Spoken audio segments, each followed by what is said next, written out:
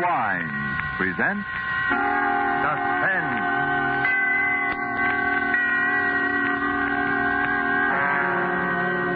Roma Wines, made in California for enjoyment throughout the world. Salud. Your health, senor. Roma Wines toast the world. The wine for your table is Roma Wine, made in California for enjoyment throughout the world. This is the Man in Black, here to introduce this weekly half hour of Suspense. Tonight from Hollywood, we bring you in a dramatic role and in a character different from those you are accustomed to seeing him portray, Mr. Charles Ruggles. But before we raise the curtain on this evening's suspense play, here is a message from your host, the Roma Wine Company of Fresno, California. Distance lends enchantment, says the old proverb. And it seems borne out in this little episode that we might see taking place at the smart and handsome Pan American Club, Havana, Cuba. An American visitor is amazed that his Cuban host can picture the marvelous climate and rich, fruitful soil of California without ever having been there. But the Cuban responds, "One sip alone of wonderful Roma wine tells me all that. Only true perfection of climate and soil could produce the perfection of your splendid California wine, Roma wine." That's so. And as Roma wines become available to wine connoisseurs of more and more lands, the chorus of praise grows for the truly superb quality of these good Roma wines.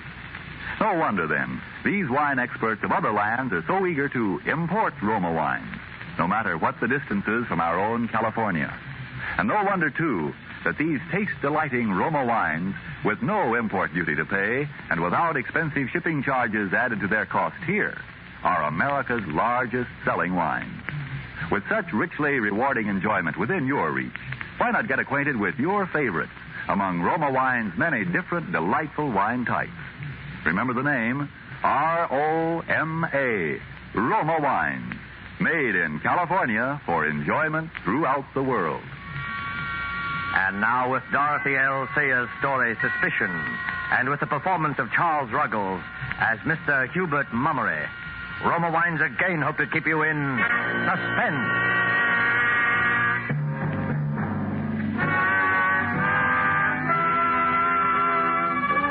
Mr. Mummery took the morning train down to business, as he always did. He opened the door of his office, much as he always opened it, and saw his partner, Brooks, sitting at his desk as he always sat. And the world seemed perfectly orderly and dependable and sane. And then it began, very simply, out of a few chance remarks. The terror took shape and grew until it was a black mountain of fear and suspicion. Morning, Mummery. Pleasant morning, what? Yeah? Oh, quite. I've been looking through some bank accounts. I've an idea they're trying to put us off until... Hubert Mummery, what's the matter with you? With me?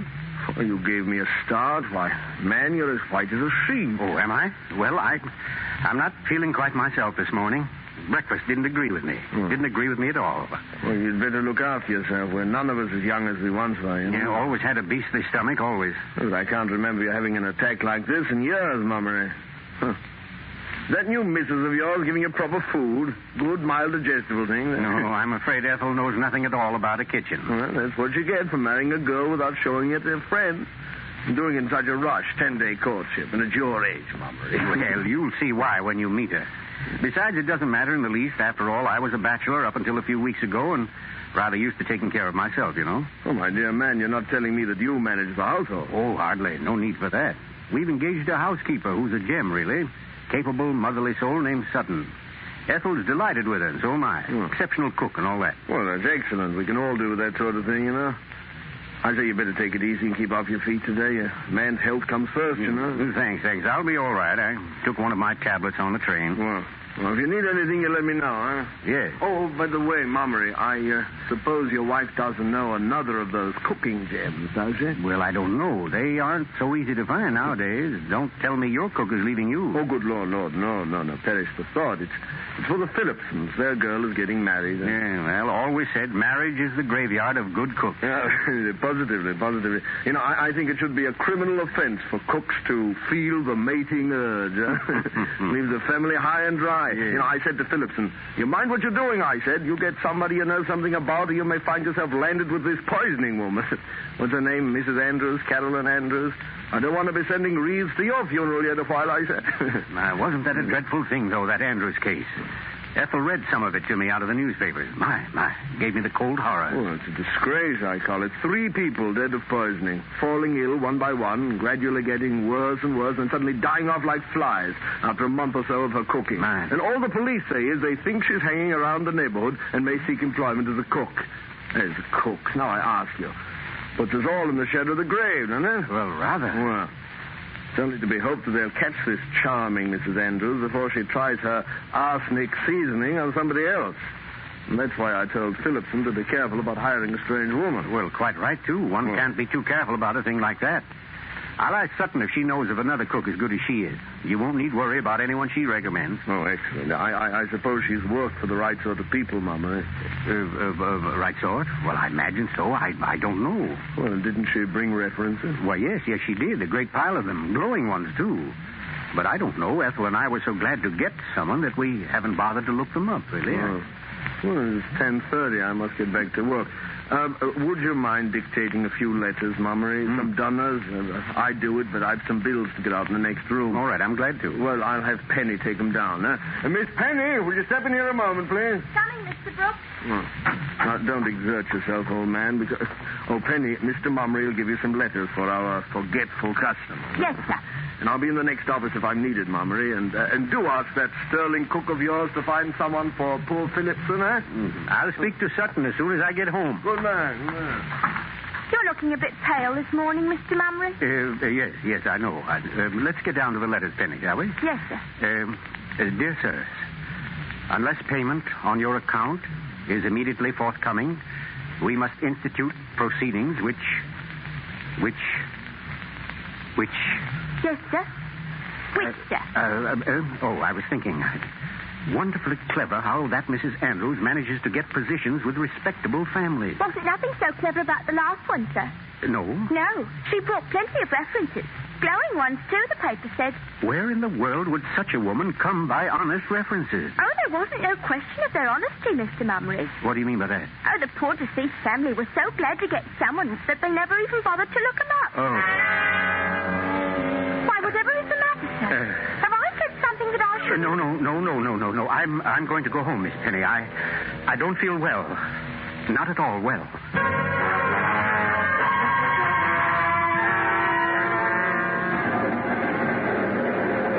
On the homeward-bound train, Mr. Mummery's mind kept up a continual flow of discomforting thoughts.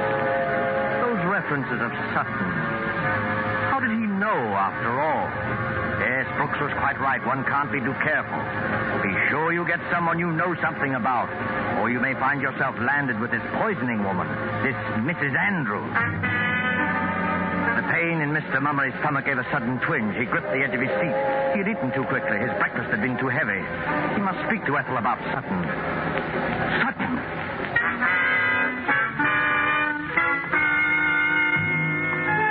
As he walked up the quiet street of the remote little country town, the well-known familiar landmarks looked somehow strange and menacing.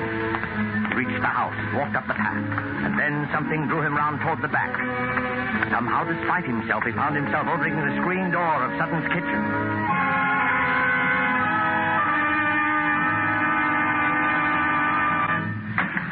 Miss Sutton. Oh, Lord. Lord, sir. You did give me a turn, Mr. Mummery. I was so taken up waiting for the potatoes to boil that I didn't hear the front door go at all, sir. Well, I used my key, Sutton. Where is Mrs. Mummery? Oh, the poor dear was feeling a bit sickish after breakfast this morning, and I might have lie down for a bit. She was looking so poorly. Ethel sick? Ethel's never sick. I don't understand. Oh, it was working about too much that done it, if you ask me. I told her to go light with it, but she's that restless she can't abide to be doing nothing. Where is she now? Well, that young Mr. Welbeck called by to get some flowers she promised his mother, and he cheered her up a bit. She needed cheering, too, by the look of her, poor lamb. Where are they, Sutton? They're having their tea in the garden. She's a deal better than she was, sir. A deal better. Well, I'm glad of that. I'll step out and have a word with her. Oh, Mr. Mumley. Yes? Before you go, I'd like to show you what I got for your dinner. But I... Just a moment, Mr. Mumley, sir. There. Have a look at that now. But that's steak and kidney pie, isn't it? You'll find it beautiful and light, sir. It's made with butter, it is, so you'll have no trouble at all digesting it. No, well, very good. And it's seasoned something wonderful. Yes, I'm sure it's excellent. Well, I'll wander out and see Mrs. Mummery now, if you don't mind. Oh, by all means, sir. And try to get up a good appetite for your dinner, won't you, Mr. Mumley, sir? Yeah, I'll do my best. Thank you, Sutton. Ethel. Oh, Ethel. Who's that? It's I, Tiddlywinks, Hubert. Oh, I wasn't expecting you so early. Oh, well, I quit before time. I didn't startle you, did I, Pet? Yes, you did. I'm sorry. I thought something was wrong. I don't like to be startled. Hello, Mummery. Well, hello, Welbeck. I didn't see you. How are you? Oh, I'm all right, thanks. I'm afraid I found Ethel feeling rather badly. Yes, Sutton told me. Are you better now, dearest? I'm feeling dreadfully upset. Unsteady. I suppose I'll be all right by morning. Do sit down and have your tea, Hubert. Well, thank you. I need it. Biscuits? Are they good? Melt in your mouth. I'd devour a lot if I didn't have to be getting home to dinner. Oh, you're leaving? I must. Mother's waiting. I'll have the gardener wrap her flowers. Give them to me. No, don't bother. Oh, no bother at all. Heaven knows he's paid enough for pottering about. Thomas! Thomas! Come in, ma'am. Is the tea still warm, dear? Just right, thanks. You was calling me, Mrs. Mummery? Oh, Thomas, will you please wrap these flowers for me and bring them into the house? Righto, ma'am. I'll take Mr. Welbeck to the door. Oh, no, don't bother to get up, dear. Just tell Mr. Welbeck goodbye and finish your tea like a good boy. Indeed, good to see. Well, do come and see us soon again, won't you, Welbeck? Love to. But I can't leave Mother alone very often. She's extremely nervous lately. Terribly so. Oh, that's too bad. She's not really been herself since that Andrews poisoning business started in the newspapers. Alarmed her more than you believe. Yes, well, it's rather unnerved everyone, if you ask me. I do hope they catch her soon. They may. What do you mean? There were a couple of blokes from Scotland Yard in the village this morning. Rumor is they've got a new line on Mrs. Andrews. It's time they had. Think of it. That fiend has been on the loose for, well, let's see now. Exactly 1, 2, 3, 4. Yes, almost 4 weeks to the day. I'd rather not think about it if no one minds. Quite right, my dear. Let's not. Let's not. I have too many other things on my mind. Oh, by the way, Hubert. I forgot to tell you to bring some cash home from the city with you today. I know you did, Diddlywings, but I remembered it all by myself. Oh, a good thing, too. The greengrocer had a rather glum look on his face this morning. Well, we'll be able to stare him in the eye tomorrow. And then there's Sutton's salary. Well, I'm not sure I brought enough for that. Oh, that's too bad. I do so want to be prompt with her. Prompt? Yes, dear. Sutton's been with us exactly 1 month tonight. I must drop along now. See you soon again, Mummery. I say thanks for the tea. Hubert, what's the matter? Mr. Welbeck said thanks for tea. Didn't you hear? Huh? Oh, yes. Oh, I'm sorry. You seem so far away, dear. No, not at all. Not at all. I was a bit tired, I suppose. Let the old gent rest his weary bones. He's worked much too hard lately. Come along, Mr. Welbeck. I'll do the honors for the family. Coming. 4 weeks. Exactly 1 month. Oh, sir, the Mrs. wants some zinnias for the bouquet, and I just found a little patch in the back bed. I thought they... Thomas, do we have any old newspapers about? Old newspapers? Why, yes, sir. There's a stack of them in the greenhouse. I was just going down to get some to wrap up this bouquet. What would you be needing them for, sir? I want to look up some photographs, Thomas. Photographs? Of who, sir? Of Mrs. Andrews.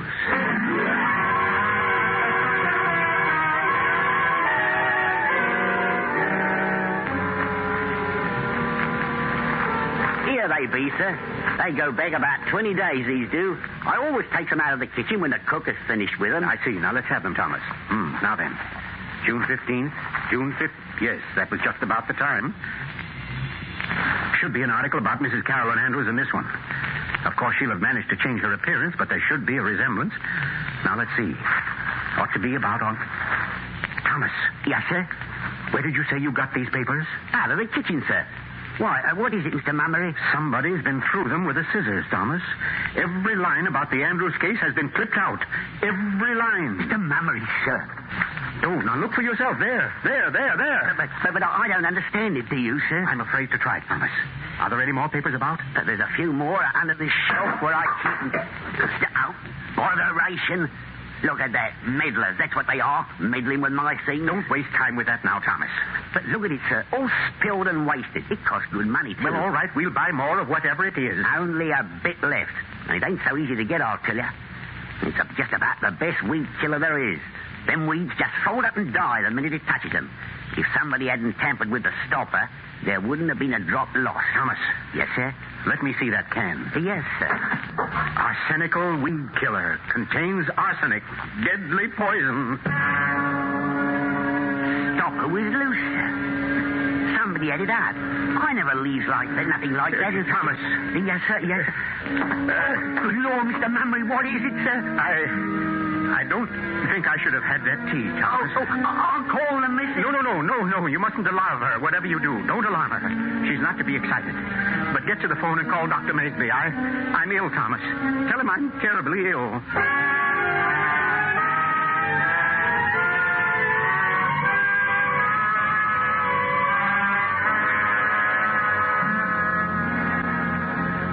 Is he, Dr. Maysby? How is he? Now then, Mrs. Mummery, he's not so bad as all that. He's really far better than he was last night. Decidedly. Yes, the patient is somewhat improved, aren't you, Mummery? Well, I'm feeling quite all right, Ethel. I shouldn't be surprised if I lived after all. My poor darling, you gave me such a fright. Did I? Little wonder. Symptoms were rather alarming. Whatever on earth could it have been, Dr. Maysby? He was suffering so dreadfully last night. Of course, those powders you gave him quieted him a bit, but he did seem to be in such agony. Well, I can't say precisely what it was. I could pretend to know, but frankly, I don't, Mrs. Mummery. I haven't the proper equipment here for a real diagnosis, but I'd venture an old-fashioned, non-scientific guess that it was a touch of common garden ptomaine. Yes, that's what it was, Ethel. I'm sure of it. Tomorrow or next day, when he's quite well, mind you, I'd like to have him come down to the office in Barracks for a thorough examination. Do you hear that, dear? You must make him promise to come, Doctor. He's so very careless about himself. He'll come. This episode gave him a bit of a start, I think. Nothing like a touch of ptomaine to make a man health conscious, eh, Mummery? Well, you're right, Doctor. You'll see me very soon, I promise. Excellent. And until then, you'll just continue the powders I gave you, one every hour. Yes, Doctor. And no solid foods.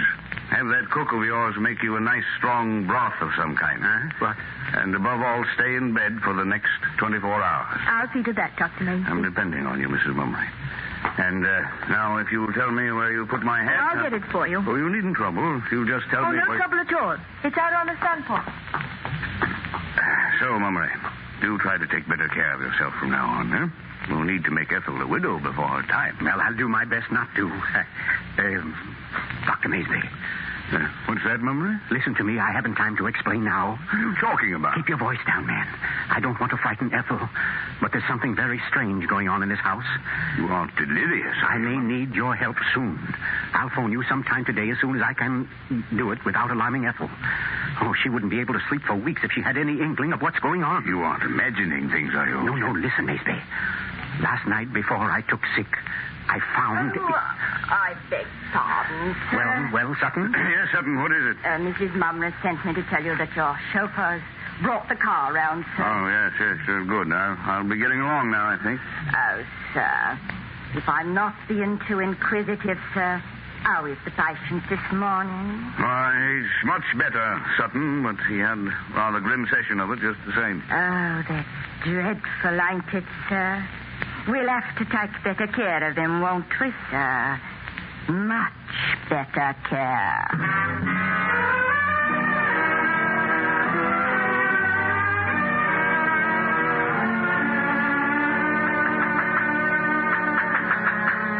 Campering around my greenhouse, will they now? Upsetting my things.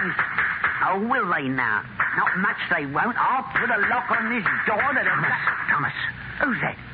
Why, Mr. Mummery, you ain't supposed to be up and about, are you? You're supposed to be in your bed, ain't you, sir? I want to get those papers we were looking at yesterday, Thomas. Does the missus know you're walking around out here? sir. I'll be bound the missus We'll don't... keep this a secret from the Mrs. Thomas. You'll get your death, Mr. Mummery. If I lie upstairs in bed all day, the whole Mummery family will get its death. Now, where are those papers? Well, they're just inside the door there, where you left them, sir. Just inside the door. Now, let's see. Now, where was it? Right about there. No, it wasn't. In a little further. Now to your left. All right. There they are, sir. Well, if they are, I've been struck blind. There's nothing here but the stone floor and a box of tulip bulbs. You must be wrong, sir. All right, well, come and look and see here. Yes, sir. Mr. Mummery. Well, they're gone.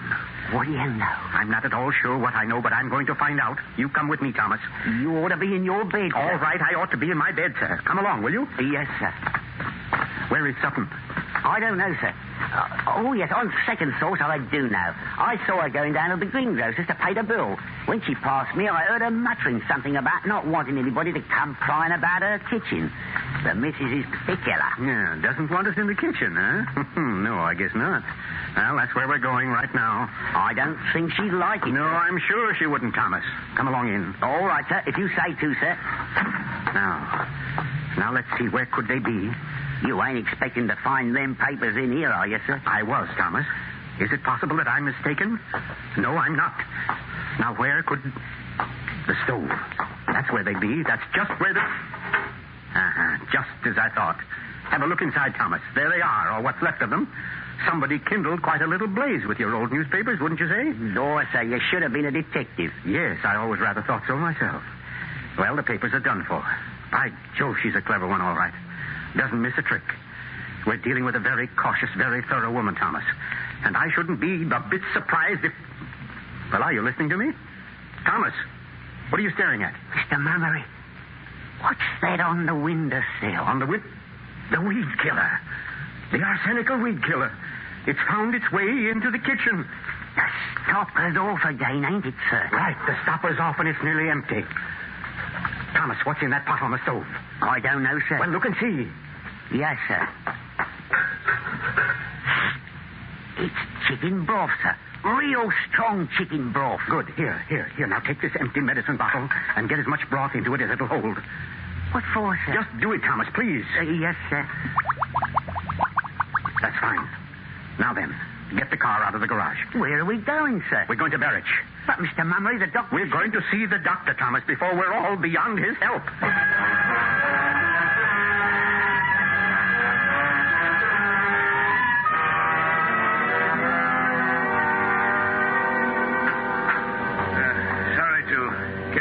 So long, Mummery, but it's quite a lengthy process. I don't mind the waiting, Doctor. It isn't that, but Ethel's there alone in the house with her, and I want to know. I can tell you now.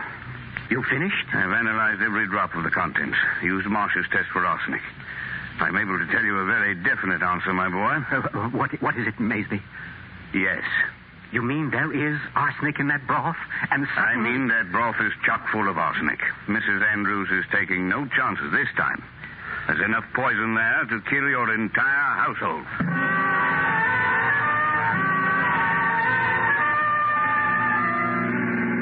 Oh, Mr. Mummery, look, you're in 70, you are. It ain't safe at all, sir. I've got to get home. Lord knows what's happening there. Oh, Mr. Mummery. Shut up. Ethel is poisoned, dying dead. Ethel is poisoned, dying dead. I patched the front right tire myself, sir, and it's fearful weak it is. Mrs. Andrews Sutton, Mrs. Andrews Sutton, Mrs. Andrews Sutton, Mrs. Andrews. Oh, thank the Lord, there's the house. What's that car doing in front of it? What's it doing there? I don't know, sir. It's happened already. The doctor's there. It's happened already. The doctor's there. It's happened already. The doctor's there. Staring out in front of the house, Mr. Mummery.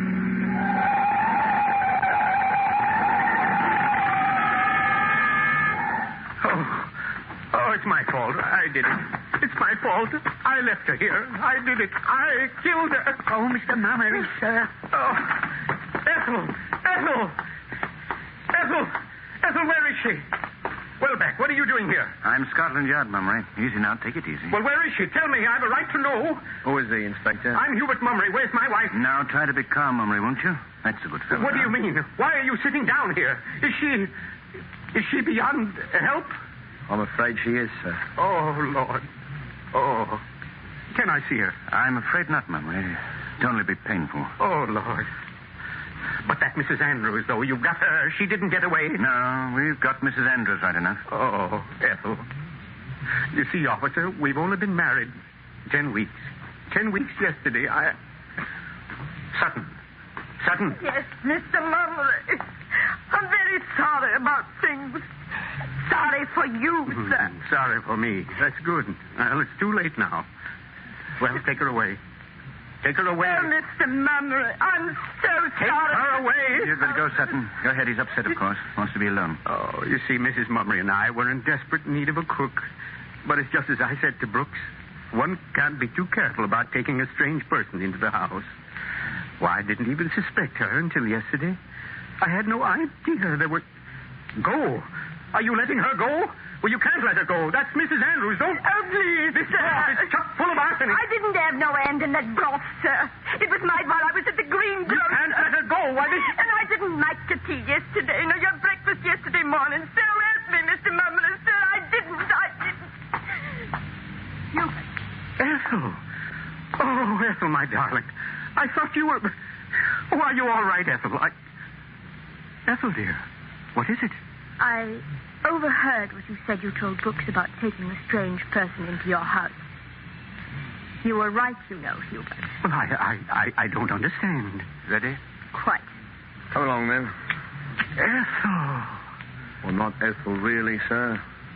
Carolyn would be more like you. Yes.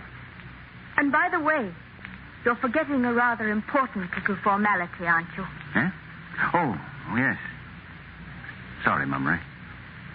Carolyn Andrews, I arrest you for murder in the name of the king.